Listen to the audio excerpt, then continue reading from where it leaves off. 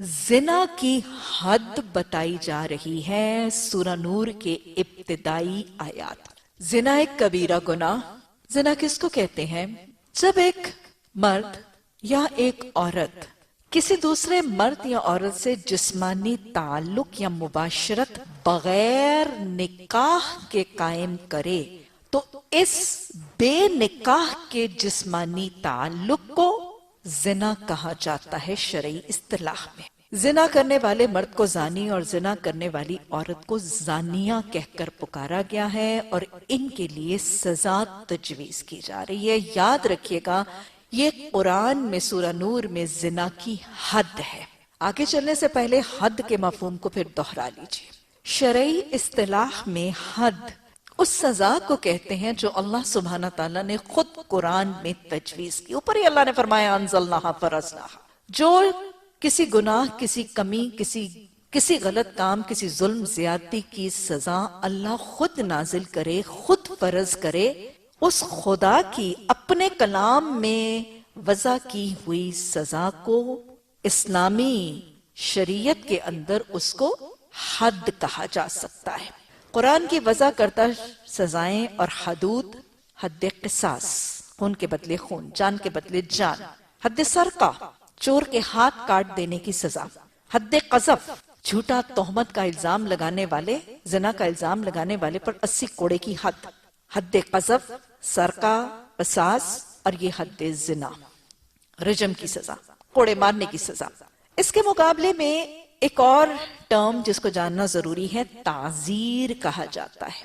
تعزیر اس سزا کو کہا جاتا ہے جو اللہ سبحانہ تعالیٰ نے خود تجویز نہیں کی، قرآن میں واضح طور پر نہیں بتائی گئی، اور اس عمل یا اس فعل کی سزا کسی کورٹ کے قاضی پر چھوڑ دی گئی ہے کہ وہ قاضی اس گناہ، اس ظلم، اس زیادتی کی کیفیت، اس کی نوعیت، اس کی حالت، ظالم اور مظلوم کی کیفیت کے مطابق سزا کا فیصلہ کرے۔ تو وہ سزا جو اللہ نے تجویز نہیں کی مگر قاضی کی ڈسکریشن یا اتھارٹی یا اختیار پر حالات اور واقعات کے حوالے سے فیصلہ کرنے کا اختیار قاضی کے پاس چھوڑا گیا ہے، ایسی سزاؤں کو تعزیر کہا جاتا ہے۔ زنا تعزیر نہیں ہے، زنا حد ہے۔ یہ اللہ کی طرف سے نازل کردہ ہے اور اللہ کی طرف سے فرض کی گئی ہے۔ تو اللہ نے اپنی بین کلیئر کٹ آیات میں یہاں پر زانی مرد اور زانی عورت کے لیے 100 کوڑوں کی سزا یعنی زنا کی حد تجویز کی ہے۔ یہ حد کس کے لیے ہے؟ یہ غیر شادی شدہ زانی اور زانیہ کے لیے ہے۔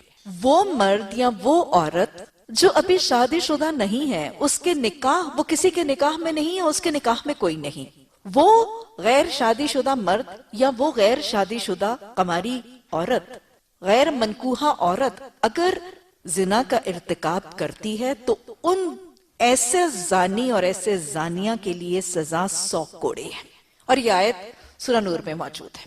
لیکن یاد رکھیے گا کہ اگر ایک شادی شدہ مرد جس کے پاس اپنی نکاح کی حلال بیوی موجود ہے، اپنی حلال جائز منکوحہ بیوی سے تعلق کو ترک کر کے زنا کا طریقہ قائم کرتا ہے، یا ایک خاتون جو کسی مرد کے نکاح میں موجود ہے وہ اپنے نکاح کی حصار کو توڑ کر کسی نکاح کے علاوہ کسی اور مرد سے تعلق قائم کرتی ہے، تو ایسی زانیہ اور ایسے زانی مرد کے لیے سزا رجم ہے۔ رجم کا مطلب ہے پتھر مار کے ہلاک کرنا، سنگسار کرنا، سٹوننگ ٹو ڈیتھ۔ رجم کی آیت اب قرآن میں موجود نہیں ہے۔ حضرت عمر رضی اللہ تعالی عنہ کے حوالے سے معلوم ہوتا ہے کہ وہ فرماتے ہیں کہ ہم نے رسول اللہ صلی اللہ علیہ وسلم سے آیات رجم کی تلاوت سنی، یعنی یہ آیت نازل ہوئی تھی، آپ نے یتلو علیہم آیات کا آپ نے صحابہ پر پڑھی، حضرت عمر نے سنی اور ان کو یاد بھی رہا، لیکن پھر عقیدہ نسخ اور بھلا دینے کا تصور۔ سورہ بقرہ میں اللہ نے فرمایا نا ما ننسخ من آیاتنا او ننسیها نأتی بخیر منها او مثلها الم تعلم ان اللہ علی کل شیء قدیر۔ تو یہ آیت نازل کی گئی، آپ نے اس کی تلاوت کی، اس کے حکم کے مطابق آپ نے زندگی میں لوگوں کو رجم کا حکم دیا، لیکن پھر بعد میں آپ صلی اللہ علیہ وسلم کے حافظے سے اس کو محو کر دیا گیا، اس کو آپ کے حافظے سے مٹا دیا گیا، اور پھر اب یہ قرآن میں موجود نہیں ہے. چونکہ یہ اتری تھی، اس کے اترنے کے بعد اس کو تلاوت کیا گیا. اس کے اترنے کے بعد آپ صلی اللہ علیہ وسلم نے حیات طیبہ میں شادی شدہ عورتوں اور شادی شدہ مردوں کو رجم ہی کی سزا تجویز کی. لیکن اس کے بھلا دینے کے باوجود بھی حدیث اور سنت کا طریقہ شادی شدہ کے لیے رجم اور سنسار ہی حد کے شکل میں جاری رہا. تو گویا شادی شدہ کی حد رجم ہے، اور غیر شادی شدہ کے لیے سورہ نور کی آیت فجلدو، ان کو کوڑے مارو. فجلدو میں کوڑے کا مطلب کیسے ہے؟ کیونکہ میں نے آپ کو ترجمے میں بھی بتایا تھا کہ ایک تو کوڑا جانور کی جلد اس کی کھال سے ہی بنتا ہے. لیدر کس سے بنتا ہے؟ جانور کی کھال اور اس کی جلد سے ہی تو بنتا ہے. اور کوڑے کی مار کہاں پر ہوتی ہے؟ اس شخص کی کھال ہی پر مار آتی ہے. تو لہٰذا فجلدو کا مطلب ہے ان کو کوڑے مارو. تو لہٰذا یہ حد ہیں، دو حدود ہیں قرآن کے حوالے سے اور حدیث اور سنت کی تصدیق کے حوالے سے، زنا زانی مرد اور عورت کے لیے. یہ یاد رکھیے گا کہ یہ حد صرف ہمارے دین میں نہیں، پچھلے ادیان میں بھی موجود تھی. اگر آپ تفہیم القرآن میں مولانا مودودی رحمہ اللہ کی تفسیر دیکھیں تو مولانا واضح طور پر تورات کے اور انجیل کے کتابیں جو ہیں ان کو کوٹ کرتے ہیں.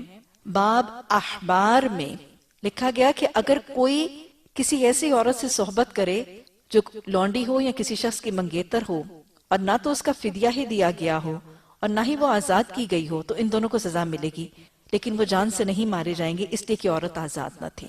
اسی طرح باب احبار میں ایک اور جگہ کہ جو شخص دوسرے کی بیوی سے یعنی اپنے ہمسائے کی بیوی سے زنا کرے گا، وہ زانی اور زانیہ دونوں ضرور جان سے مار دیے جائیں گے. گویا صرف ہمارے قرآن میں اور ہماری شریعت میں، محمد صلی اللہ علیہ وسلم ہی کی شریعت میں ایک زانی واجب القتل نہیں. پچھلی شریعتوں میں، پچھلے دین ادیان کے اندر، انبیاء کی تعلیمات اور پچھلی الہامی آسمانی کتابوں کے اندر بھی زنا کی سزا یہی تجویز کی گئی ہے. تو لہٰذا یہ سزا بہت سخت. اب اگلا سوال یہ کہ یہ سزا اتنی شدید اور اتنی سخت کیوں؟ آپ دیکھیں کہ واقعی بہت شدید ہے. ایک شخص کو پتھر مار مار کے ہلاک کر دینا بڑی شدید سزا ہے. مارنے کے سے بہت زیادہ آسان طریقے ہیں، لیکن اس کو اتنی شدت سے، اتنی اذیت دے کے مارنا کیوں؟ یہ سزا اتنی سخت کیوں ہے؟ کیونکہ یاد رکھیے گا یہ عمل، زنا کا عمل اتنا ہی سخت کبھی بھی ہے، انتہائی گرا ہوا اسفل السافلین کا عمل ہے. تو اللہ سبحانہ تعالیٰ فرماتے ہیں لَقَدْ خَلَقْنَا الْإِنسَانَ فِي أَحْسَنِ تَقْوِيمٍ ثُمَّ رَدَدْنَاهُ أَسْفَلَ السَّافِلِينَ. یہ جانوروں سے بھی گرا ہوا عمل ہے اور یہ انتہائی کبھی عمل ہے. اور صرف عمل کبھی اور کبیرہ گناہ نہیں ہے، اس عمل کے اثرات بڑے دور رساں ہیں.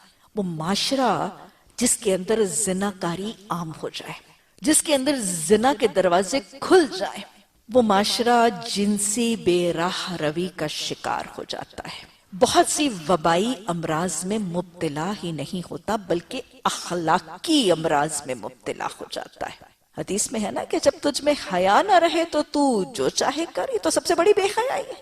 تو جب اتنی بڑی بے حیائی آئے گی تو پھر سب برے کاموں کے منشیات کیا، بے حیائی کا دروازہ کھلے گا تو ہر برے کام اور ہر کبیرہ گناہ کے دروازے کھل جائے گا.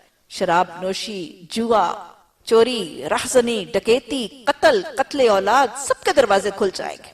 تو لہٰذا صرف وبائی امراض نہیں، اخلاقی امراض، صرف بیماریاں اور کمزوری قوت کی نہیں، ایمان کی کمزوری، اخلاقی انحطاط آئے گا اس معاشرے میں، اخلاقی تنزل کا شکار ہو جائے گا معاشرہ. اور جس معاشرے میں حرام اولادیں عام ہو جائیں گی، اس معاشرے کے ایمان اور اخلاق کا شیرازہ بکھر جائے گا.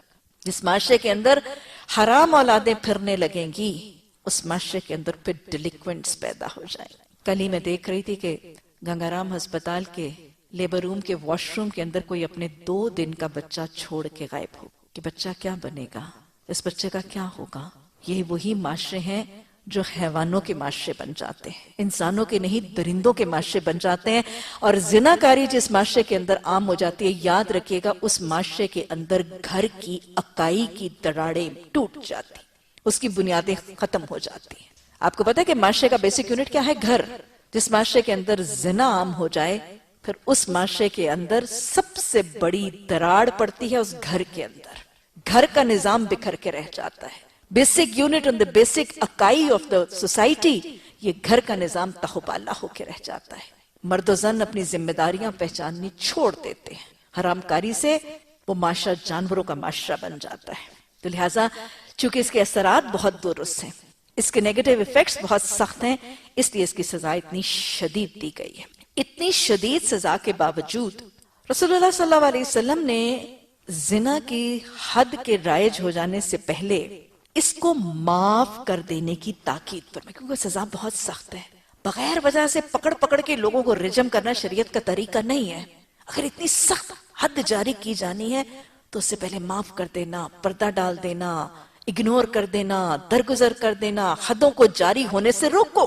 آپ صلی اللہ علیہ وسلم نے حدیث میں فرمایا تم حدود کو مجھ تک پہنچنے سے پہلے معاف کر دیا کرو. تم حدود کو مجھ تک پہنچنے سے پہلے معاف کر دیا کرو، کیونکہ جب حد مجھ تک پہنچ جاتی ہے تو اس کو نافذ کرنا میرے لیے فرض ہو جاتا ہے. اسی طرح حدیث میں آتا ہے کہ سزاؤں کو دفع کرو، سزاؤں کو دفع کرو، سزاؤں کو دور کرو جہاں تک دفع کرنے کی گنجائش پاؤ. تو اتنی سخت سزا ہے، بے وجہ اٹھا کے ہر ایک بندے کو گن گن کے یہ سزا نہیں دی جائے گی. شریعت چاہتی ہے کہ معاف کر دیا جائے، اگنور کر دیا جائے، پردہ ڈال دیا جائے. آپ صلی اللہ علیہ وسلم کے سامنے وہ ایک واقعہ آیا نا، حضرت عبداللہ بن مسعود رضی اللہ تعالیٰ عنہ کی روایت سے وہ واقعہ آتا ہے کہ ایک شخص وہ شہر کے باہر اس نے ایک عورت کے ساتھ تعلق قائم کیا اور جمع مباشرت کے علاوہ اس نے باقی ساری حدود کراس کر دی. تو یہ نبی صلی اللہ علیہ وسلم کے سامنے حاضر ہوا اور اس نے کہا کہ یا رسول اللہ صلی اللہ علیہ وسلم، میں رات کو اندھیرے کو اپنے شہر سے باہر نکلا اور ایک عورت کے ساتھ میں نے جماع کے علاوہ باقی سب کچھ کر گزرا. تو اب آپ جو چاہیں مجھ سے کریں اور مجھ پہ حد جاری کریں اور میرے گناہوں کی بخشش کی دعا کریں. حضرت عمر رضی اللہ تعالیٰ عنہ تشریف فرماتے اور انہوں نے فرمایا کہ اللہ کے بندے، اگر اللہ نے رات کے اندھیرے میں تیرے ایپ پر پردہ ڈال دیا تو تو بھی اپنے ایپ پر پردہ ہی ڈالے رکھتا. اگر اللہ نے رات کے اندھیرے میں تیرے ایپ پر پردہ ڈال دیا تو تو بھی اپنے ایپ پہ پردہ ہی ڈالے رکھتا. اس شخص نے پھر رسول اللہ صلی اللہ علیہ وسلم سے جب تذکرہ کیا تو آپ صلی اللہ علیہ وسلم نے اس کو بلا کے آیت پڑھی، اقم الصلاۃ وطرف النہار وزلفا من اللیل ان الحسنۃ یذہبن السیئات. سورہ ہود کی آیت نمبر 114 ہے کہ صبح و شام نماز پڑھو، دن کے کناروں پر نماز پڑھو، بے شک نیکیاں ایسی ہیں جو رات کے بہت سے گناہوں کو لے جاتی ہیں. ان الحسنۃ یذہبن السیئات، کچھ نیکیاں ایسی ہیں جو گناہوں کو لے جاتی ہیں. تو شخص نے پوچھا، جب آپ نے اس زانی، اس غلط کام کرنے والے، بدکاری اور بے حیائی کرنے والے کے حق میں کہا کہ جو تو نے ہمارے ساتھ نماز پڑھی ہے اس سے تیرے گناہ چلا گیا ہے، تو ایک شخص نے پوچھا کہ یا رسول اللہ صلی اللہ علیہ وسلم، آپ نے جو یہ بات کہی ہے وہ اس شخص کے لیے خاص ہے کہ نہیں آپ اسپیسیفائی کر کے اسی کے لیے یہ بات بتا رہے ہیں؟ آپ صلی اللہ علیہ وسلم نے فرمایا کہ نہیں، یہ بات سب کے لیے ہے. تو لہٰذا معاف کر دینا، درگزر کر دینا، پردہ ڈال دینا، کور اپ کر دینا، اچھال اچھال کے لوگوں کو پکڑ پکڑ کے یہ زنا کی حد لگانا، یہ شریعت کا مزاج اور طریقہ نہیں ہے. یہ حد کب جاری ہوگی؟ جیسے میں نے آپ کو سرقہ کی حد جب پڑھائی تھی تو میں نے بتایا تھا کہ ایک باقاعدہ نارم ہے، ایک چارٹر ہے، ایک ایتھکس کے کوڈ ہے جو بتایا گیا ہے. رینڈملی پکڑ کے ہاتھ نہیں کاٹے جاتے. اسی طرح یہ حد رجم اور یہ کوڑے مارنے کی سزا، اس کا باقاعدہ ایک طریقہ کار ہے، ایک لائے عمل ہے، ایک پروٹوکول ہے جو سٹیپس فالو کیے جاتے ہیں. یہ حد کب جاری کی جائے گی؟ اس حد کے جاری کرنے کے لیے کیا شرائط ہیں؟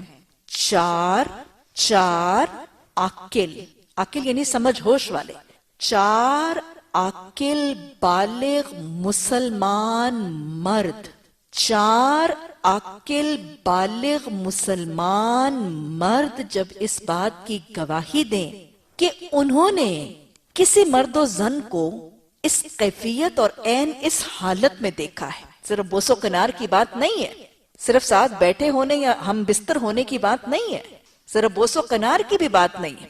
عین حالت مباشرت میں، جمع کی حالت میں 4 عاقل بالغ مسلمان مرد اس بات کی گواہی دیں کہ انہوں نے کسی مرد و زن کو، کسی جوڑے کو اس عمل کی عین حالت میں دیکھا ہے اور وہ آزاد بھی ہوں اور اپنی آزاد مرضی سے کرنے والے ہوں تو ان پر حد جاری ہوگی. جبر کیے جانے والے پر یہ حد جاری نہیں ہوگی. لیکن یہ یاد رکھیے گا، یہ حدود اور یہ سزائیں قابل راضی نامہ نہیں ہیں کہ جیسے ایک دفعہ جب کیس رجسٹر ہو جاتا ہے پھر اس کے بعد اس کو رفع دفع نہیں کیا جا سکتا. یہ حد ایک اسلامی معاشرے میں کیا صرف مسلمانوں پر جاری کی جائے گی یا نان مسلمز یا غیر مسلموں پر بھی جاری کی جائے گی؟ اس میں ائمہ کی رائے فرق ہے. امام ابو حنیفہ کی رائے باقی ائمہ سے فرق ہے.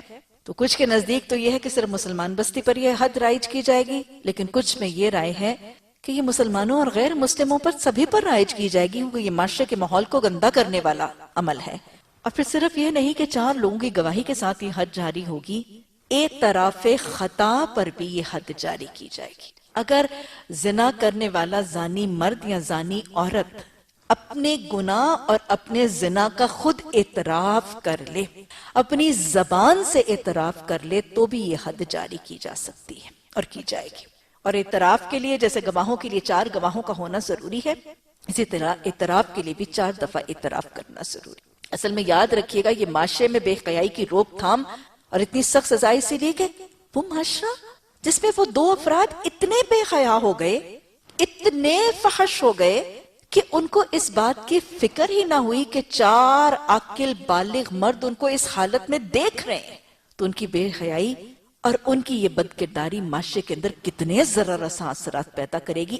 ایسے لوگوں کو نشان عبرت بنا کے کیفر کردار تک پہنچانا ضروری ہے، ورنہ اسلامی معاشرے میں حیا کا دروازہ کھل جائے گا، بے حیائی کا دروازہ کھل جائے گا۔ تو ایسے گراسلی بے حیائی کا ارتکاب کرنے والوں کو اتنی سخت سزا کا نشانہ عبرت کے طور پہ بنایا جا رہا ہے۔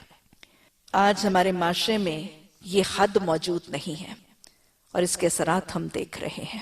آج پریویسیز تو اویلیبل ہیں اور کسی عاقل بالغ مسلمان مرد کے لیے کسی جوڑے کو اس حالت میں دیکھنا ممکن نہیں ہے، لیکن آج کی وہ فحش فلمیں، وہ سیکس کلپس، وہ پرونو موویز، وہ سب اس چیز کی تصدیق کرنے والی ہیں۔ آج ہمارے معاشرے کے اندر بے حیائی، فحاشی، عریانی، غلط روی، لواطت، ان تمام چیزوں کا دروازہ یہ پرونو موویز کھولتی ہوئی نظر آ رہی ہیں۔ یہ پرونو موویز کا اختتام صرف تبھی ہوگا کہ ایسی ایک پرونو مووی بنانے والے جوڑے کو سرے عام اگر رجم کیا جائے گا تو ان تمام چیزوں کا خاتمہ ہوگا۔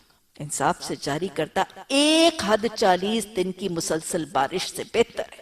اور آج ہم اس باران الہی سے اسی لیے محروم ہو چکے ہیں، اور آج ہمارے معاشرے میں ہمارے بچے، ہمارے اسکولوں کالجوں کے اندر وہ بچے ان موبائلز کے اندر جو میں نے اس دن آپ کو داستان سنی تھی، یہ سب کچھ دیکھتے ہوئے نظر اسی لیے آ رہے ہیں کہ ہماری بستی کے اندر یہ حدود موجود نہیں ہے۔ ہماری بستی کے اندر یہ حدود موجود نہیں ہے، اسی لیے عام موبائلز کے اندر، عام کمپیوٹر کی دکانوں کے اندر، عام ہمارے اوور دا کاؤنٹر یہ سب کچھ اویلیبل ہے۔ یہ 3X موویز، یہ پرونو موویز، آج ان کے بنانے والوں کو یہ پبلک سزائیں دی جائیں تو آج ان تمام چیزوں کا خاتمہ ہوگا۔ نہ بنانے والا بنائے گا، نہ بیچنے والا بیچے گا، نہ لانچ کرنے والا لانچ کرے گا، نہ فنڈ کرنے والا اس کو فنڈ کرے گا، خود ہی معاشرے کے اندر حیا کی ردا آ جائے گی۔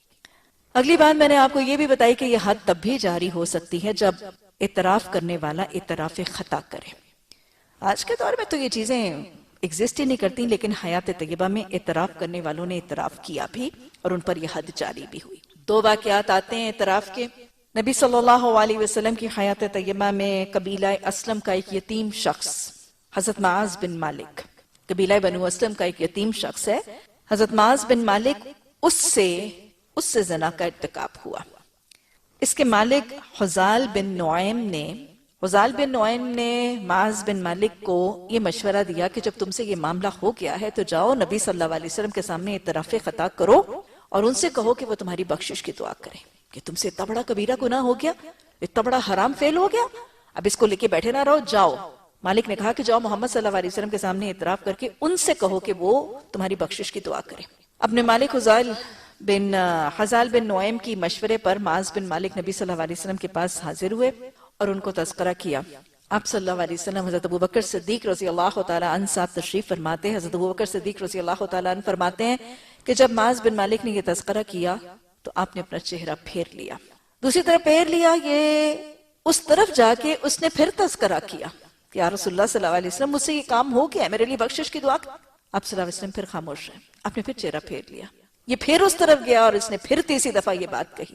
اس پر حضرت ابوبکر صدیق رضی اللہ تعالیٰ عنہ نے فرمایا کہ دیکھ، اب اگر تو نے چوتھی بار یہی بات دہرائی یا یہی اعتراف دہرایا تو تجھ پر حد واجب ہو جائے گی۔ یہ اپنے گناہ کی بخشش کا حریص تھا، اس بات کا حرص آ گیا تھا کہ محمد صلی اللہ علیہ وسلم میرے لیے بخشش کی دعا کریں گے تو شاید پھر ہی میرے گناہوں کی بخشش ہوگی، اس کے علاوہ تو نہیں۔ اس نے چوتھی دفعہ پھر اعتراف کی۔ جب 4 دفعہ اعتراف کا اتمام حجت ہو چکی تو پھر راوی کہتے ہیں کہ آپ صلی اللہ علیہ وسلم اس کے پاس گئے اور اس سے پوچھا، اور راوی کہتے ہیں کہ آپ صلی اللہ علیہ وسلم نے کبھی اتنا کھول کے معاملہ نہیں پوچھا جتنا اس موقع پر پوچھا، کیونکہ آپ صلی اللہ علیہ وسلم، آپ دیکھیں نا، اتنی بڑی سزا کسی کو دے دینا کوئی چھوٹی بات تو نہیں تھی نا، بہت بڑی بات تھی۔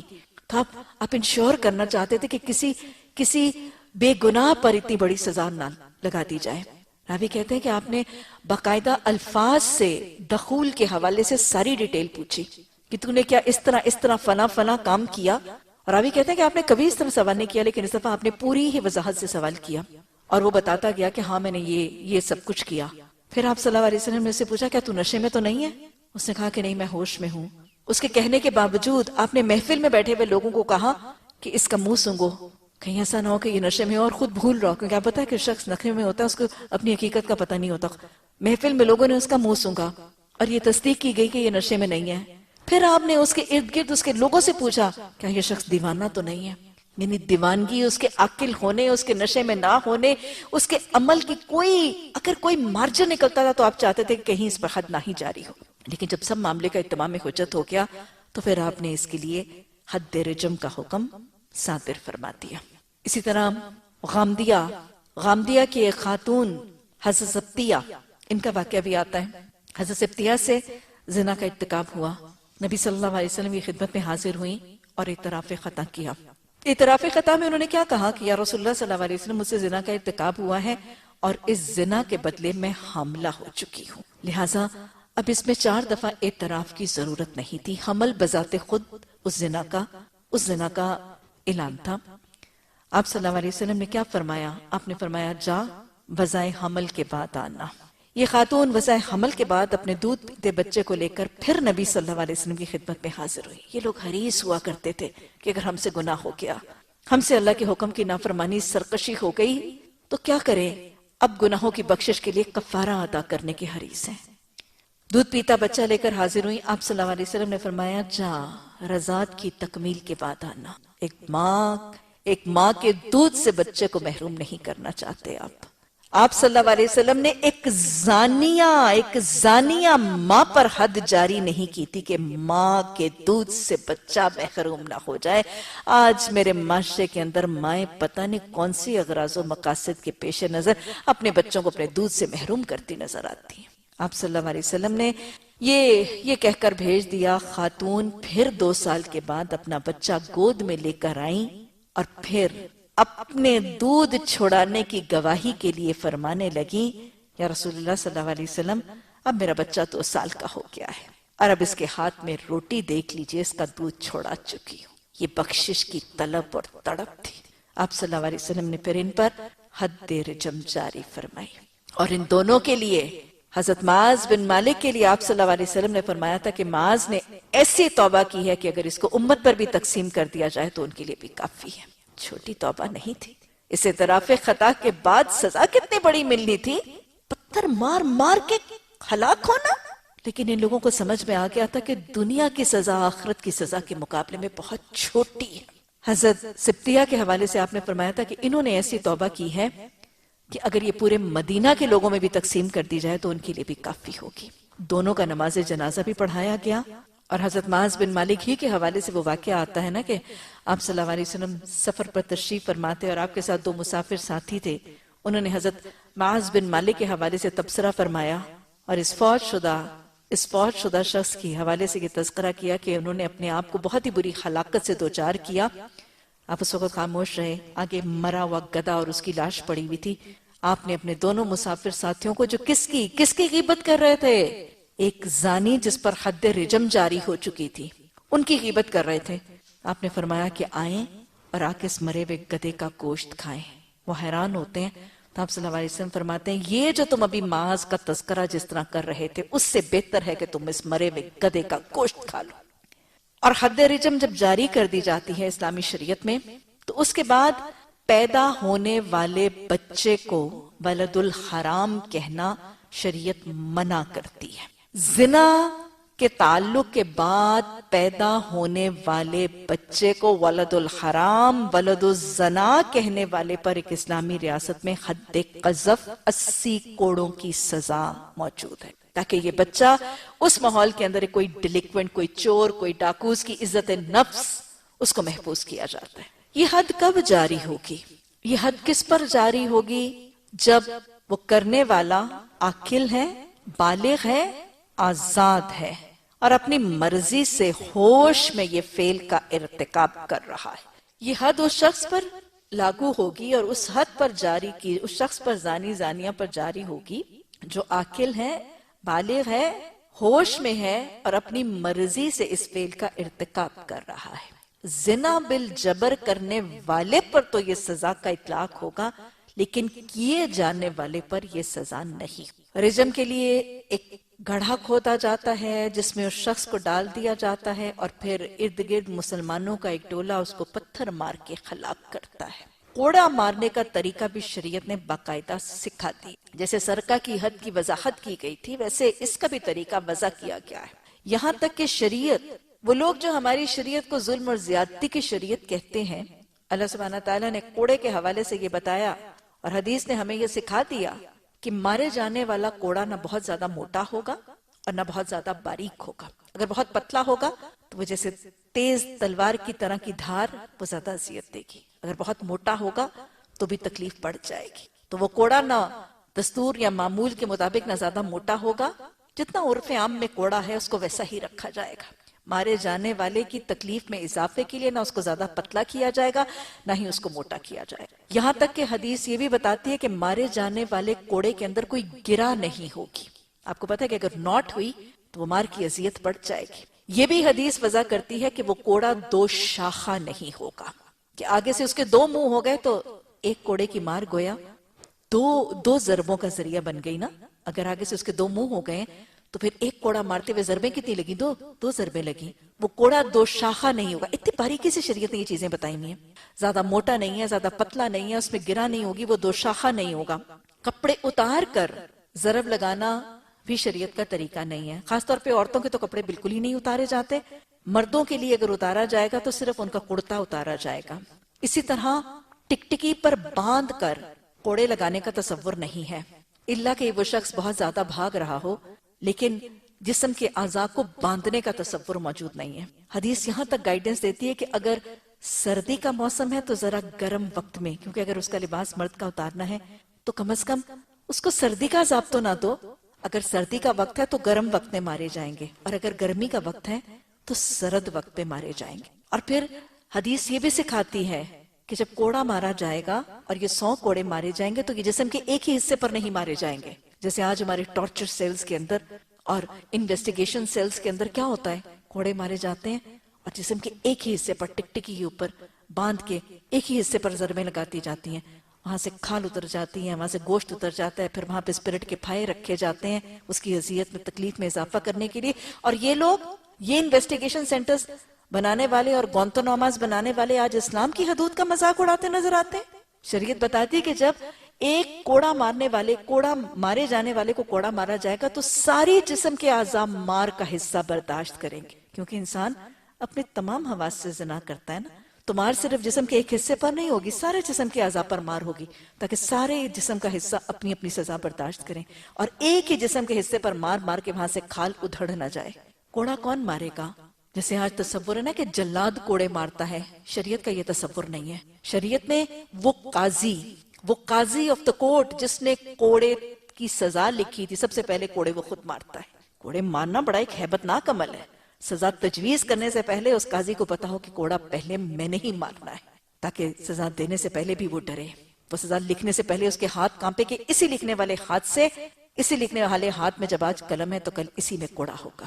اور پھر ایک قاضی اس لیے مارے کہ قاضی پڑھا لکھا شخص ہے، قاضی کوئی اجڑ گوار، کوئی کسی قسم کا جلاد نہیں ہے، اور وہ شریعت کے احکامات کی پابندی کے مطابق مارے گا اور تحقیق کر کے اور تصدیق کر کے مارے گا کہ سنت سے تجاوز نہ ہو، حدیث کی تعلیمات سے تجاوز نہ ہو، تاکہ بعد میں مارنے والے کے لیے بھی نمونہ ہو کہ کوڑا کیسے مارا جائے گا۔ یہاں تک شریعت ہمیں حدیث کے ذریعے سکھاتی ہے کہ جب کوڑا مارنے والا کوڑا مارے گا تو وہ بازو اتنی اونچی نہیں کرے گا کہ اس کی بغل کھل جائے۔ وہ جو دور سے بھاگ کے آتا ہے نا جلاد اور وہ کھینچ کے کوڑا مارتا ہے، یہ تصور قرآن کا تصور، حدیث کا تصور نہیں ہے۔ اور پھر جب اس رجم کے بعد وہ شخص فوت ہو جاتا ہے، یہ تو کوڑوں کا تصور ہے نا، رجم کے بعد تو وہ شخص ہلاک ہو جائے گا، تو اس کی نماز جنازہ پڑھائی جاتی ہے، اور پھر اس کو زانی کہنے یا اس کی اولاد کو ولد الحرام کہنے کا حق اور اختیار کسی کو نہیں ہے۔ ابھی میں نے آپ کو بتایا کہ اگر کوئی شخص کو ولد الحرام کہے گا تو اس پر شریعت کی روح سے اس پر حد قذف جاری کی جائے گی۔ یہ ہماری حدود ہیں قرآن اور حدیث کی زنا کے حوالے سے، اور یہ 100 کے 100 کوڑے مارنا ایک اسلامی ریاست میں حد زنا کے حوالے سے لازم ہے۔ آپ صلی اللہ علیہ وسلم نے حدیث میں فرمایا، تفسیر کبیر کی حدیث آپ دیکھ لیجئے، کہ رسول اللہ صلی اللہ علیہ وسلم نے فرمایا قیامت کے دن ایک حاکم لایا جائے گا جس نے حد میں سے ایک کوڑا کم کر دیا ہوگا۔ اللہ اکبر۔ قیامت کے دن ایک حاکم لایا جائے گا جس نے سارے کوڑوں میں سے ایک کوڑا، یعنی 100 کوڑوں کی حد ہے، اس میں سے 99 مروا کے ایک کوڑا چھڑوا دیا ہوگا۔ پوچھا جائے گا یہ حرکت تو نے کیوں کی؟ وہ عرض کرے گا آپ صلی اللہ علیہ وسلم کے بندوں پر رحم کھا کر، یعنی وہ جس کو کوڑے مارے جا رہے تھے نا، اس کو 99 جب لگے تو مجھے اس پر رحم آ گیا۔ اللہ سبحانہ تعالیٰ فرمائیں گے اچھا تو ان کے حق میں مجھ سے زیادہ رحیم تھا، پھر ذرا انجام سن لیجئے۔ اس ایک کوڑا کم مروانے کا حکم دینے والے حاکم کو حکم دیا جائے گا لے جاؤ اس کو اور اس کو جہنم میں پھر ایک اور حاکم لایا جائے گا جس نے اللہ کی قرآن کی حد میں سے ایک کوڑے کا اضافہ کیا ہوگا، یعنی 100 کوڑے مروانے کے بعد اس نے کہا ہوگا 101واں ایک اور لگا دو۔ پوچھا جائے گا تو نے یہ کیوں کیا تھا؟ وہ کہے گا تاکہ لوگوں کو آپ کی نافرمانی سے باز رکھوں۔ اللہ ارشاد کرے گا تو ان کے معاملے میں مجھ سے زیادہ حکیم تھا، پھر حکم ہوگا اس کو بھی لے جاؤ اور دوزخ میں ڈال دو۔ ایک کوڑا کم اور ایک کوڑا زیادہ کرنے والے حاکم وقت، قاضی وقت کو یہ سزا دی جائے گی، اس کو جہنم میں داخل کیا جائے گا۔ وہ قوم، وہ حاکم، وہ معاشرہ جہاں یہ حد ہی رائج نہیں، اس معاشرے، اس حاکم، اس قوم کے ساتھ معاملہ کیا ہو۔ اللہ ہمیں حدود اللہ کی اہمیت معاشرے تک پہنچانے اور اسلامی قوانین کے نفاذ کی اہمیت سمجھا کر اس معاشرے کی آنکھیں کھولنے کی توفیق عطا فرمائے۔ وہ قوم جو حدود اللہ کے تجاوز میں راضی ہے، اس قوم کا انجام کیا ہو؟ پھر کیوں روتے ہیں آج اپنے حالات دیکھ کر؟ اگر آج ہم اپنا حدود نو آرڈیننس دیکھیں، وہ جو زنا کے لیے نافذ کیا گیا، آج ہماری بے حسی کا اور ہماری جہالت کا طریقہ وہ جو اللہ فرماتے ہیں تلک حدود اللہ، یہ اللہ کی حدیں ہیں، وَمَن يَتَعَدَّ حُدُودَ اللَّهِ فَأُولَٰئِكَ هُمُ الظَّالِمُونَ، جو اللہ کی حدوں سے تجاوز کریں گے وہ ظالم ہیں۔ آج اگر ہم اپنے ظلم کا حال دیکھیں تو ملکی سطح پر ہمارے معاشرے کے اندر حد رجم کا تو تصور ہی موجود نہیں ہے، لیکن سورہ نور کی اس حد، کوڑوں کی حد کا کیا مذاق اڑایا گیا۔ ہم تو بسا اوقات اپنی زندگی میں اتنے مصروف ہیں، اپنے جوڑوں میں، اپنے لتوں میں، اپنے کپڑوں میں، اپنی شادیوں، اپنے بیاہوں اور اپنے رسومات میں ہم اتنے مصروف ہیں کہ we don't take the time, we just don't take the pains to go and study کہ یہ جو سب کچھ ہو رہا ہے یہ کیا ہے، اس کی حقیقت کیا ہے۔ حدود آرڈیننس جو باقاعدہ ایک آرڈیننس بنایا گیا، اسمبلی میں فلوٹ کیا گیا، اپروو کیا گیا، اس کی حقیقت کیا تھی؟ ہمارا ٹی وی تو اس کے منتر پھونکتا رہا اور ہم وہی منتر سنتے رہے اور اس کو صحیح سمجھتے رہے۔ کیا شکیں ہیں اس کی؟ کیا پوائنٹس ہیں اس کے؟ سب سے پہلا پوائنٹ جو بہت زیادہ پروپیگیٹ ہوا، بہت زیادہ ہائی لائٹ ہوا، وہ پہلا پوائنٹ تو یہ تھا کہ آج کے سائنٹیفک دور میں چار گواہوں کی گواہی کی ضرورت ہی نہیں، کیونکہ آج کے دور میں پرائیویسیز بہت اویلیبل ہیں، چار گواہ کہاں موجود ہوں گے بے حیائی کا یہ کام کرتے ہوئے دیکھ کر۔ اور پھر چونکہ آج کے دور میں ہمارے معاشرے میں، اس حیوانی معاشرے میں چونکہ ریپ کا انسیڈنس اور خواتین کے اوپر زنا بالجبر کا انسیڈنس بہت زیادہ بڑھتا چلا جا رہا ہے، تو ایسے زانیوں کو کیفر کردار تک پہنچانے اور ان کو سزا دینے کے لیے چار گواہوں کی لمیٹیشن جو ہے اس کو نکال دیا جائے، تاکہ وہ خواتین جو زنا بالجبر کا شکار ہوتی ہیں ان پر ظلم کرنے والوں کو اگر کسی کو چار گواہ نہیں ملتے تو ان کو ان کی سزا تک پہنچانے کے لیے یہ چار گواہوں کی ضرورت کو بیچ میں سے نکال دیا جائے۔ Okay, so for so good, اجتہاد ہو رہا ہے۔ انہوں نے کہا کہ چار گواہوں کی جگہ میڈیکو لیگل ایویڈنس کفایت کرے کہ اگر زنا بالجبر کے کیسز میں medico legal report, semen report, D N A report آ جاتی ہے تو چار گواہوں کی بجائے یہ medico legal report should be sufficient، تاکہ آج کی عورت مظلوم نہ بنے، زنا بالجبر اور ریپ کا شکار نہ بنے۔ اور آج ہمارے این جی اوز اسی کو پروموٹ کرتے رہے، اسی کو پروپیگیٹ کرتے رہے کہ اب چار گواہوں کی ضرورت نہیں، اور یہ بہت بڑا اجتہاد ہوا اور علماء نے بہت بڑی بات کی اور یہ ہماری ریاست کے اندر بہت بڑا تیر مارا گیا۔ اوکے فائن، اگلی شے کیا ہے؟ یہاں چار گواہ نکال دیے گئے اور چار گواہوں کی جگہ کیا ڈال دیا گیا؟ تاکہ زانیوں کو سزا مل سکے، اس لیے چار گواہ نکالے گئے اور میڈیکو لیگل رپورٹ کو اس کی ایویڈنس بنا دیا گیا، میڈیکل لیگل رپورٹ کو اس کی گواہی بنا دیا گیا۔ اگلی شک کیا ہے؟ اگلی شک اگر سنیں گے تو ہنسیں گے.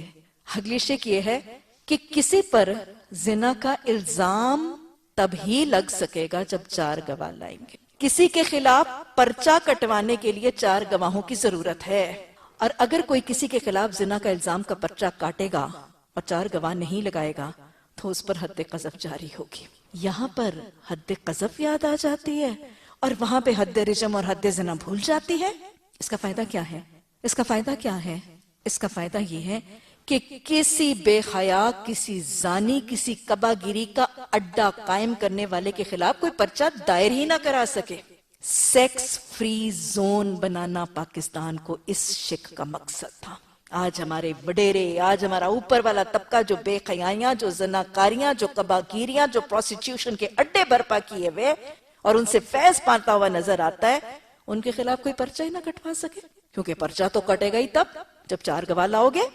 ارے خود ہی 4 گواہ نکالتے ہیں اور خود ہی اپنے فائدے کے لیے 4 گواہ داخل کر لیتے ہیں. یہ کیسا مذاق ہے؟ خود کو نہیں بدلتے قرآن کو بدل دیتے ہیں. کیس سے تب رجسٹر ہوگا، اور اگر کیس رجسٹر کرنے کے لیے آؤ گے اور 4 گواہ نہیں لاؤ گے تو تمہیں 80 کوڑوں میں دھر دیے جاؤ گے. وہاں حد قذف یاد آ جاتی ہے، یا حد زنا بھولتی ہے، وہاں حد قذف یاد آ جاتی ہے، تاکہ پاکستان کو سیکس فری زون بنا دیا جائے. سوٹ کرتا ہے نا اوپر والے طبقے کو. اور پھر کیا کہا گیا؟ پھر یہ کہہ دیا گیا جو سب سے بڑی گستاخی، کہ زنا کی حد نہیں، تعزیر ہے. استغفر اللہ. اللہ کی وضع کردہ حدود کو آج ہمارے حکمرانوں نے یہ کہہ دیا کہ یہ حد ہے ہی نہیں، یہ حد ہے ہی نہیں.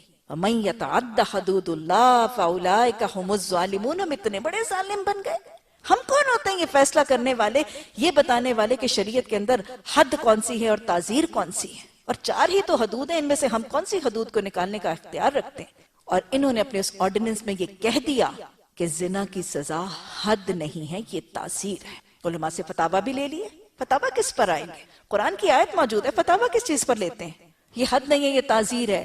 لہٰذا اب اس کی سزا تجویز کرنا وقت کے حاکم اور وقت کے قاضی کا اختیار ہے. تو کسی کو کوڑے مروائے یا نہ مروائے یہ قاضی کا اختیار ہے، تاکہ کھاتا پیتا طبقہ بچ جائے اور یہود کی طرح نچلے طبقے پر کوڑے برسا دیے جائے. کھلا مذاق. اور ہماری قوم میں سے پڑھے لکھے لوگوں نے بھی اتنی کوشش ہی نہ کی کہ ہم اس کی گہرائی میں جا کے دیکھیں تو صحیح کہ یہ حدود آرڈیننس ہے کیا، اس کے نکات ہیں کیا، اس میں کیا جا رہا ہے، اس کے اغراض و مقاصد کیا ہیں، اس کے ہدف کیا ہیں. اور میں آپ کو بتاؤں، اس بے خبری میں ملوث لوگ ہم بھی تھے. ہم نے بھی نہیں پڑھا تھا، ہم نے بھی نہیں کھنگالا تھا یہ کیا ہے، اس کا مقصد کیا ہے، اس کا ہدف کیا تھا، اس کا ٹارگٹ کیا تھا. ہاں، ہم نے سنی سنائی کر دی. کیا ہم نے اپنی زبانیں اس کے خلاف اٹھائیں؟ کیا ہم نے اپنے قلم استعمال کیے؟ کیونکہ ہم تو بے خبر تھے، ہمیں تو پتہ ہی نہیں تھا اس میں کیا ہے. پڑھا کریں، حالات کو پڑھا کریں، واقعات کو پڑھا کریں، اپنے ارد گرد رونما ہونے والے معاملات کی تحقیق کیا کریں تاکہ لوگوں کی آنکھیں کھول سکیں. اللہم ارنا الحق حقا وارزقنا اتباعہ، اللہم ارنا الباطل باطلا وارزقنا اجتنابہ. بہرحال اللہ سبحانہ تعالیٰ نے فرما دیا کہ اگر تمہیں اللہ اور آخرت کے دن پر ایمان لاتے ہو تو ان کو سزا دیتے وقت اہل ایمان کا ایک گروہ موجود ہے. میں آپ کو یہ حقیقت پہلے بھی بتا چکی ہوں، پھر بار بار کرواؤں گی کہ اسلام کی سزائیں بہت سخت، لیکن ان کو کہیں چھپا کر پوشیدہ طور پر نہیں دیا جاتا، کیونکہ اسلام کی سزاؤں کی سختی کی سب سے بڑی وجہ ان کو نمونہ عبرت بنانا ہے. پورے قوم کے سامنے جب ہاتھ کاٹے جاتے ہیں تو کوئی ہاتھ اس کا دیکھنے والا، اس کا مشاہدہ کرنے والا چوری کی طرف نہیں پڑتا. پوری قوم اور میڈیا کے سامنے جب ایک زانی جوڑے کو رجم سنسار کر کے سٹون ٹو ڈیتھ کیا جائے گا، کوئی قدم، کوئی ہاتھ، کوئی نگاہ زنا کا ارتکاب نہیں کرے گا. پبلک سزائیں، پبلک پروسٹیٹیوشن، سویر پبلک پروسٹیٹیوشن، یہ بیسک مقصد ہے معاشرے کے اندر سے اس کی جڑیں برائی کے نکالنے کے لیے. ادروائز اذیت دینا، ٹارچر کرنا، پرسیکیوٹ کرنا. اور جیسے وہ الزام لگاتے ہیں مسلمانوں پر کہ مسلمان جو ہیں وہ بہت سیڈسٹ ہوتے ہیں اور وہ ظلم اور زیادتی اور ٹارچر ہونے والی سزائیں دیکھ کر انجوائے کرتے ہیں. مسلمان سیڈسٹ نہیں ہوتا. مسلمان اور اسلام سیڈزم نہیں سکھاتا. یہ عبرت کے لیے سزائیں سخت ہیں. روز عزتیں لٹتی ہوئی اور روز ریپ کی کہانیاں پڑھ کر دکھی ہونے کی بجائے ایک ہی دفعہ ایک جوڑے کو سزا دے دیجئے. یہ سیڈزم نہیں، یہ عبرت ہے. اور یہ معاشرے کو وَلَكُمْ فِي الْقَصَاصِ حَيَاةٌ يَا أُولِي الْأَلْبَابِ معاشرے کو دوبارہ زندہ کرنے کا طریقہ ہے۔ اللہ ہمیں حدود کی اہمیت کو سمجھنے اور بستی کے لوگوں کو آنکھیں کھول کر ان قوانین کو اپنا قانون بنانے کی توفیق عطا فرما دے۔ زانی نکاح نہ کرے مگر زانیہ کے ساتھ یا مشرکہ کے ساتھ، اور زانیہ کے ساتھ نکاح نہ کرے مگر زانی یا مشرک، اور یہ حرام کر دیا گیا ہے اہل ایمان پر، مومنوں اور مومنات پر جتنا مشرکوں اور مشرکات کے ساتھ نکاح حرام ہے۔ ہم نے پیچھے پڑھ چکے ہیں، صرف اہل کتاب ایک مسلمان مرد کا اہل کتاب عورت یعنی کتابیہ عورت کے ساتھ نکاح کی اجازت ہے، اس کے علاوہ اور کوئی اجازت موجود نہیں ہے۔ اللہ سبحانہ تعالیٰ نے واضح طور پر فرمایا تھا کہ اے مسلمان مردو تم مشرک عورتوں سے نکاح نہ کرو حتیٰ یومن، یہاں تک کہ وہ ایمان لے آئے، اور اے مسلمان مردو تم اپنی عورتوں کا نکاح مشرک مردوں کے ساتھ نہ کرو، چاہے تمہیں کتنا بھی پسند کیوں نہ ہو، کیونکہ ایک مسلمان مرد ایک مشرک آزاد سے بہت مالدار شخص سے وَلَوْ أَعْجَبَتْكُمْ، چاہے وہ تمہیں کتنے ہی اچھے کیوں نہ لگتے ہوں، وہ بہتر ہے۔ تو لہٰذا مشرکوں کے ساتھ نکاح کی پابندی تو لگائی گئی، لیکن یہاں پہ آپ دیکھ لیجئے کہ مشرک کے ساتھ پابندی جتنی ہے اتنی ہی زانی اور زانیہ کے ساتھ بھی نکاح کی پابندی۔ ایک مسلمان مومن مرد کا نکاح ایک زانیہ عورت کے ساتھ نہیں ہوگا، اور ایک مسلمان مومن عورت کا نکاح ایک زانی مرد کے ساتھ نہیں ہوگا۔ جیسے مشرک مرد حرام ہے ویسے زانی مرد حرام ہے، جیسے مشرکہ عورت حرام ہے ویسے زانیہ عورت حرام ہے۔ اور حضرت عمر کے دور میں کیا ہوتا تھا کہ جب لوگ اگر غیر شادی شدہ مرد اور عورت آپس میں زنا کا ارتکاب کرتے تھے تو حضرت عمر رضی اللہ تعالیٰ عنہ کے دور میں پہلے ان کو کوڑے مارے جاتے تھے، ظاہر کوڑوں کے بعد کوئی مرے گا تو نہیں، لیکن اس گندی مچھلی کو بستی میں نہیں رہنے دیا جاتا تھا۔ حضرت عمر ان دونوں کا نکاح کرتے تھے اور پھر ان کو ملک بدر کر دیتے تھے، ان کو بستی سے نکال دیا جاتا، آپس میں ان کا نکاح کر دیا جاتا تھا اور ان کو بستی سے نکال دیا جاتا۔ تو بہت اچھا طریقہ کار تھا معاشرے کو گندگی سے بچانے اور ان دونوں حیوانوں کو بھی ان کی حیوانی خواہش کی تکمیل کی طرف مائل کرنے کے لیے۔ جو لوگ پاک دامن عورتوں پر تہمتیں لگائیں گے پھر 4 گواہ نہیں لائیں گے، ان کو 80 کوڑے مارو اور ان کی شہادت کبھی قبول نہ کرو، وہ خود ہی فاسق لوگ ہیں، سوائے ان لوگوں کے جو اس حرکت کے بعد تائب ہو جائیں اور اصلاح کر لیں، اللہ ضرور ان کے حق میں غفور الرحیم ہے۔ اب یہ دوسری حد زنا کے بعد رجم کے بعد اب یہ اگلی حد قذف، قاف ذال فا، حد قذف۔ یہ حد قذف کیا ہے؟ اللہ سبحانہ تعالیٰ یہ اعلان فرما رہے ہیں کہ اگر کوئی شخص پاک دامن عورت پر زناکاری کا الزام لگائے، یعنی ایسا کوئی شخص جس نے زنا نہیں کیا اور اس پر زنا کا الزام لگایا جا رہا ہے، اور الزام لگانے والا پھر 4 گواہ نہیں لایا، تو پھر الزام لگانے والے کو 80 کوڑے مارو۔ اللہ اکبر! زنا کا الزام کسی پر ہے، گواہ کوئی نہیں لا رہا، تو گواہ نہ لانے والے کو کوڑے کیوں لگائے جائیں؟ اس نے تو زنا نہیں کیا، اس کو کس چیز کی سزا؟ اس کو زبان درازی کی سزا، اس کو جھوٹی تہمت بہتان کی سزا۔ یہ کیوں ہے اتنی سخت سزا؟ اس سزا کے ذریعے اللہ سبحانہ تعالیٰ اسلامی معاشرے میں بے حیائی، فحاشی، زناکاری کی تشہیر کو روکنا چاہتے ہیں۔ اس کی اشتہار بازی، سکینڈلزم، ڈسکشن، چرچے بے حیائی کے۔ حضرت یوسف علیہ السلام کی قوم کے تذکرے یاد ہے؟ بے حیائی کے قصے چل رہے تھے، عورتیں بیٹھی ہیں، عشق عاشقی کے قصے چل رہے ہیں۔ تو یاد جو ہمارے معاشرے میں ڈیٹنگز، فلرٹنگز، گھومنے پھرنے، لیونگ انز اور اس قسم کے سکینڈل اخباروں میں بھرے پڑے ہیں، یہ بے حیائی کی تشہیر کو روکنے کے لیے اللہ سبحانہ تعالیٰ نے حد قذف بتا دی۔ کیونکہ یہ سارے عمل کیا ہیں؟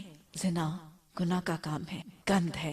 مومن جب ایک گندگی کے ڈھیر کے پاس سے گزرتا ہے، کسی کوڑے کرکٹ کے پاس سے گزرتا ہے، تو مومن شریف النفس ہے، آرام سے اپنا منہ دوسری طرف کر کے اپنا ناک بند کر کے گزر جاتا ہے۔ یہی سکھایا جا رہا ہے۔ اگر کہیں تم زنا دیکھتے ہو، کہیں بے حیائی دیکھتے ہو، بدکاری دیکھتے ہو، ایسی کبا گری دیکھتے ہو، اگنور، اس پہ پردہ ڈال دو، اس کو کور اپ کر دو، الا یہ کہ یہ اتنی گراس ہو گئی ہے کہ کھلم کھلا 4 لوگوں کے سامنے یہ کام ہو رہا ہے، تو بس پھر گواہ لے جاؤ 4 اور پھر کر دو۔ لیکن اگر یہ اتنی کھلم کھلی نہیں ہے کہ 4 لوگوں کے سامنے ہونے کا معاملہ نہیں ہے، تو پھر اس کو اگنور کر دو، اس پہ پردہ ڈال دو، یہ گندگی کا ڈھیر ہے۔ بے حیائی کی تشہیر اور ڈسکشن اور چرچوں کو روکا جا رہا ہے، تاکہ صرف سنی سنائی کو آگے لے جانے، سکینڈلزم، ان کبا گیری کی داستانوں کو آگے پھیلانا، اصل میں یاد رکھیے گا معاشرے کے اندر بے حیائی کو عام کرتا ہے۔ بس اوقات یہ بات ایسے سمجھاتی ہوں، آپ دیکھیں کہ ایک بے حیائی کا عمل، زنا کا، بے حیائی کا، کسی قسم کا عمل جب ایک فرد دیکھتا ہے تو کیا ہوتا ہے؟ ایک آنکھ نے دیکھا یا کچھ اس کان نے سنا اور پھر ایک دل نے محسوس کیا نا، ایسا ہی ہوتا نا۔ جب ایک فرد کسی بدکاری کے کام کو دیکھتا ہے تو اس کی 2 آنکھیں دیکھتی ہیں، ایک فرد کے 2 کان سنتے ہیں، اور پھر اس کے سننے اور دیکھنے پر اس ایک فرد کا دل ہی غلط چیزوں کی طرف مائل ہوتا ہے۔ یہ تو صرف تب رہا جب ایک نے دیکھا، لیکن جب اس ایک کی زبان نے وہ قصہ بہت سوں کو سنا دیا، پھر کیا ہوگا؟ اس ایک زبان کے چرچے سے اب ایک کی آنکھ نہیں، بہت سی آنکھوں نے وہ دیکھ لیا، ایک کے کان نے نہیں، بہت سے کانوں نے وہ سب کچھ سن لیا۔ اور ہوگا کیا؟ پھر فتنے کی طرف صرف ایک کا دل نہیں، سننے والے اور دیکھنے والوں سب کا دل فتنے اور بے حیائی کی طرف پھسل گیا۔ آج اگر ہم دیکھیں، ہماری بچیاں، ہمارے بچے پاک صاف گھروں سے جاتے ہیں، دین دار ماحول سے ہم اپنے بچوں کو بھیجتے ہیں، لیکن سکولوں، کالجوں، یونیورسٹیوں میں وہ بھولے بھالے بچے پتہ نہیں کیا کیا کچھ سن کے اور کیا کیا کچھ دیکھ کے آتے ہیں لوگوں کی زبانوں کے قصوں سے۔ ایسے ہے کہ نہیں؟ یہ ہے بے حیائی کی تشہیر کا روک تھام۔ یہ جب زبان یہ قصہ لے کے سنتی ہے جو ایک آنکھ اور ایک کان نے سنا، تو یہ زبان بدترین فساد کا ایجنٹ بن جاتی ہے۔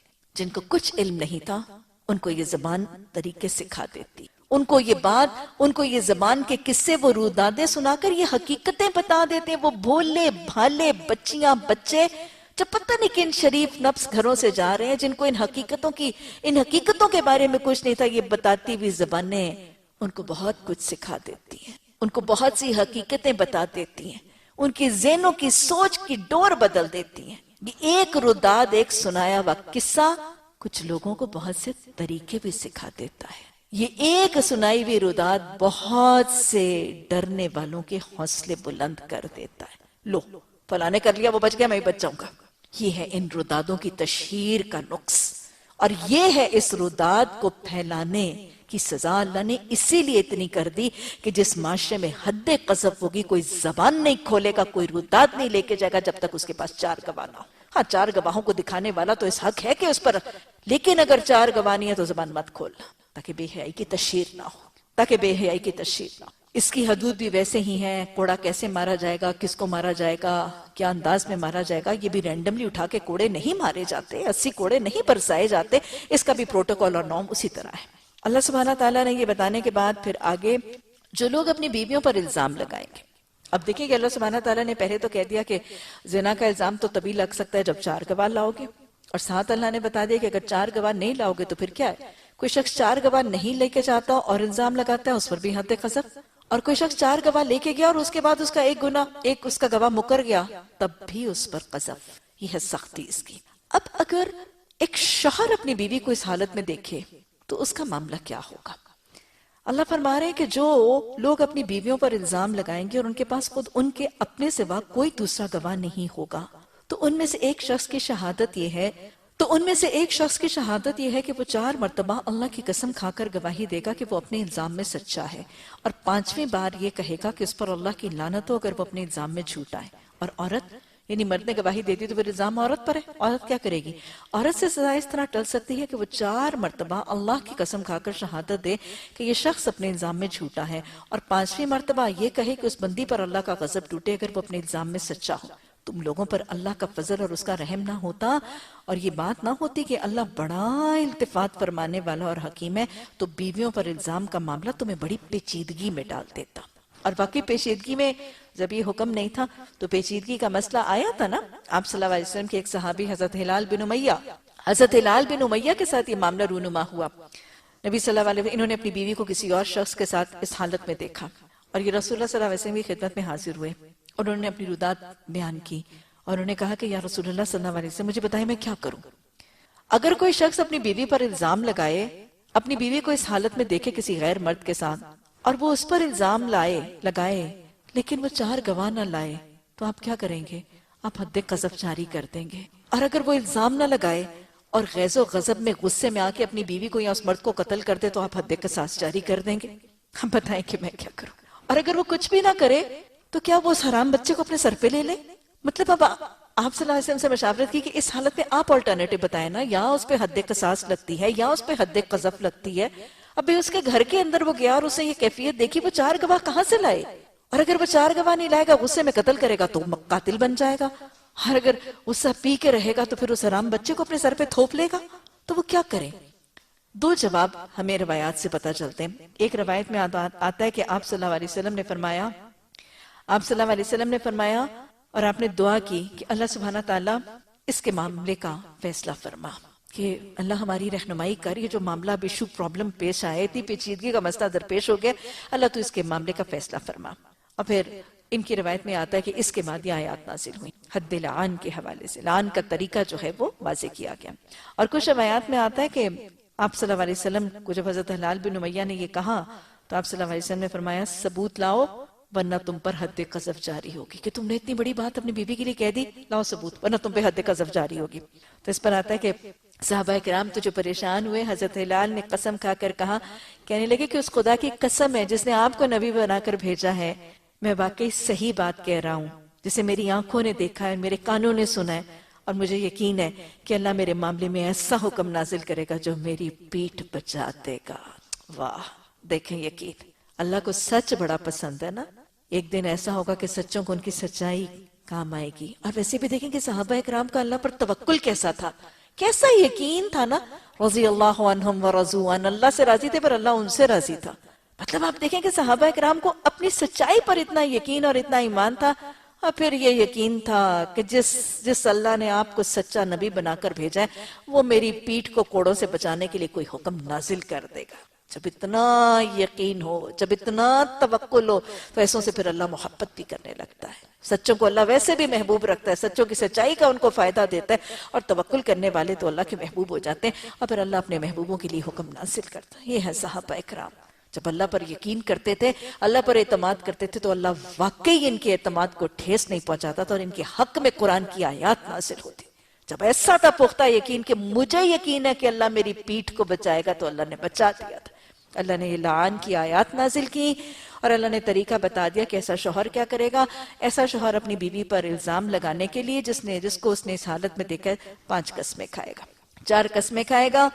پہلی 4 قسموں میں وہ یہ کہے گا کہ میں اللہ کی قسم کھا کر یہ کہتا ہوں کہ میں اپنے الزام میں سچا ہوں.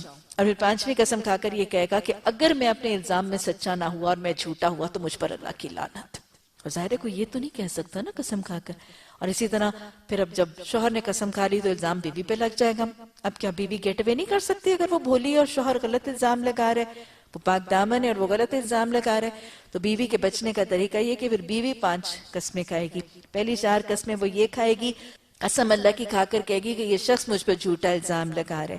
اور پھر 5ویں الزام وہ قسم یہ کھائے گی کہ اگر میں جھوٹی ہوئی تو مجھ پر اللہ کا غضب ٹوٹے اور مجھ پر اللہ کی لعنت. تو آپ صلی اللہ علیہ وسلم نے ان آیات کے بعد آپ صلی اللہ علیہ وسلم نے ان دونوں کو بلایا، ان دونوں کو طریقہ سکھایا کہ پہلے حضرت ہلال بن امیہ نے قسم کھانی ہے، اور جب مدعا جو ہے وہ بیوی پر پڑ جائے گا تو وہ ایسے ٹال سکتی ہے. بہرحال پہلے حضرت ہلال بن امیہ کی باری تھی. تو روایات سے پتہ چلتا ہے کہ سب صحابہ موجود تھے، اور کچھ روایت میں حضرت ابوبکر کا نام آتا ہے اور کچھ میں حضرت عمر رضی اللہ تعالیٰ عنہ کا نام آتا ہے کہ وہ کہتے جا رہے تھے کہ دیکھو دنیا کے عذاب کے مقابلے میں آخرت کا عذاب بہت سخت ہے. یعنی جھوٹا، یہ حد قذف سے بچنے کے لیے اب جھوٹی قسم نہ کھا جانا. دنیا کے عذاب کے مقابلے میں آخرت کا عذاب بہت زیادہ سخت ہے. حضرت ہلال بن امیہ سچے تھے، ان کو اپنی صداقت پر یقین تھا، تو لہٰذا انہوں نے 5 قسمیں کھائیں. اب ظاہر ہے مدعا کس پر پڑ گیا؟ بیوی پر پڑ گیا. دونوں میں سے ایک تو جھوٹا تھا نا، بیوی جھوٹی تھی. تو بہرحال بیوی نے کیا کہا؟ بیوی بھی جب اٹھی تو بیوی کو بھی سب نے سمجھایا کہ دیکھ اس نے قسمیں کھا لی، اب تو جھوٹی ہے، اب تو جھوٹی قسم نہ کھانا. دنیا کا عذاب جو ہے وہ آخرت کے عذاب کے مقابلے میں بہت زیادہ، آخرت کا عذاب بہت زیادہ شدید ہے. لیکن اس نے روایات میں آتا ہے کہ یہ اٹھی اور اس نے کہا کہ میں اپنے قبیلے